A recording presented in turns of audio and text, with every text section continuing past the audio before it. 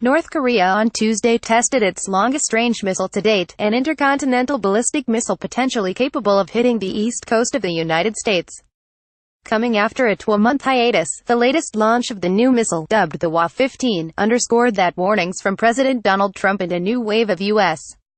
sanctions meant to force the regime to halt its nuclear weapons program have so far failed to rein in Pyongyang.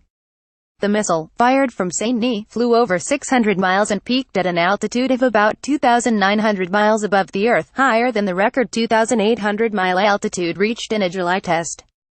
Missile experts said the long flight time, more than 50 minutes, and high trajectory suggested that the missile could have as much as 8,000-mile range, enough to put Washington, D.C. in the crosshairs. The U.S. Defense Department confirmed that the launch was an icbm.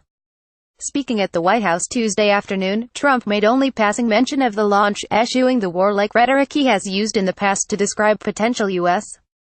responses to North Korean missile tests. "We will take care of it," Trump said. "It is a situation that we will handle. Pyongyang's ballistic missile and nuclear program endangers world peace, regional peace, and the United States," said Secretary of Defense James Mattis.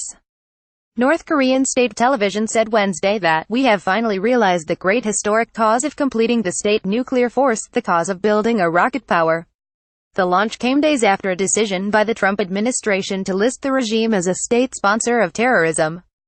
That provocative move followed a months-long push by the White House to ratchet up pressure on Pyongyang through fresh sanctions and appeals to China to curtail its trade with the isolated nation. "It's one hell of a way to break the testing pause," said Vipin Narang, a professor at the Massachusetts Institute of Technology.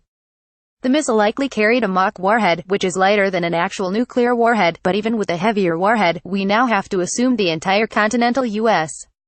is within range of the new missile, Narang said. During the late summer pause, North Korean engineers continued to test new engine technologies, and it looks like they tested an improved second-stage engine earlier this month, and my guess is they put that on today's missile. "They are trying to show us without a doubt that D.C. and New York are within range," he added.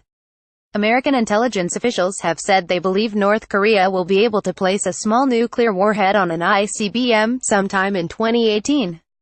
Secretary of State Rex Tillerson issued a statement saying, "Diplomatic options remain viable and open, for now."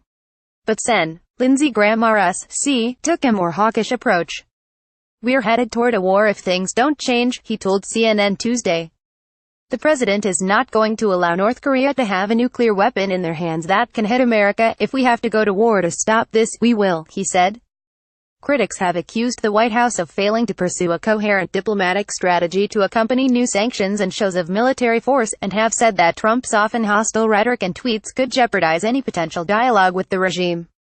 "The missile test shows there is a real price to our continued disinterest in diplomacy," a Democratic congressional aide, who spoke on condition of anonymity, told Foreign Policy. The Trump administration, which has failed to fill numerous vacancies for senior positions at the Pentagon and the State Department, still has no ambassador in South Korea or assistant secretary for East Asia. Earlier this month, the U.S.